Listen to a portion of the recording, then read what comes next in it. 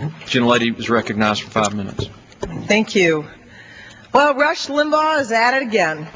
Unable to defend an indefensible war in Iraq, he's once again resorted to sliming the messenger.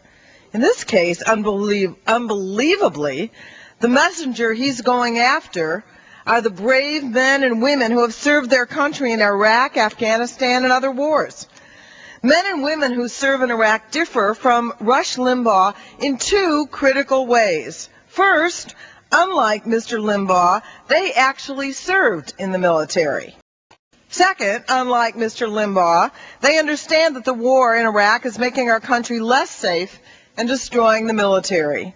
How dare Rush Limbaugh label anyone who has served in the military as a, quote, phony soldier, unquote. How dare he say that his views on Iraq, formed in the comfort of his radio studio, are legitimate while the views of those whose opinions were forged on the battlefield are not? Could Rush Limbaugh actually face soldiers who have risked their lives and tell them that their beliefs don't matter? These are soldiers like Brandon Friedman, a former rifle platoon leader in the Army's 101st Airborne Division, who fought in Afghanistan in 2002 and commanded troops in Iraq. He says, quote, the escalation of the war is failing and now the mission must change. The fact is, he says, the Iraq war has kept us from devoting assets we need to fight terrorists worldwide, as evidenced by the fact that Osama bin Laden is still on the loose and Al-Qaeda has been able to rebuild. We need an effective strategy that takes the fight to our real enemies abroad, and the best to do that is to get our troops out of the middle of the civil war in Iraq, unquote. Is Brandon Friedman a phony?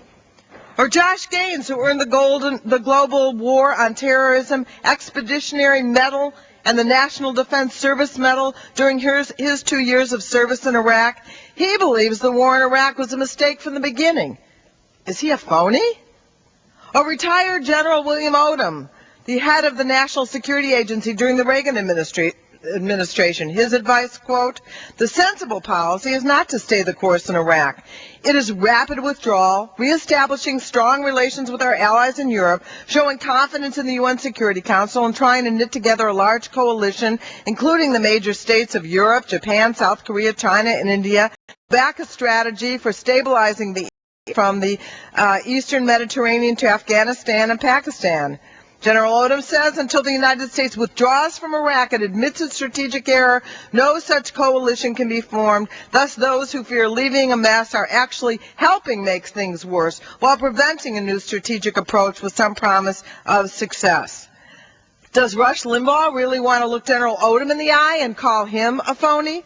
I believe that we should all pay attention to the views of Brandon Friedman and Josh Gaines and General Odom, whose beliefs, like their military experience, are real. And while we're at it, let's pay attention to the 72% of American troops serving in Iraq who also think the U.S. should exit the country within the next year, and more than 1 in 4 who say the troops should leave immediately, according to the Zogby poll. I guess they're all a bunch of phonies, according to Rush Limbaugh. Our military men and women deserve respect. Apparently, however, Mr. Limbaugh thinks they deserve to be smeared and belittled unless they happen to agree with him. I understand why Rush Limbaugh cannot debate this war on the merits. But bashing soldiers and veterans who disagree with him is unpatriotic and un-American. And I yield back.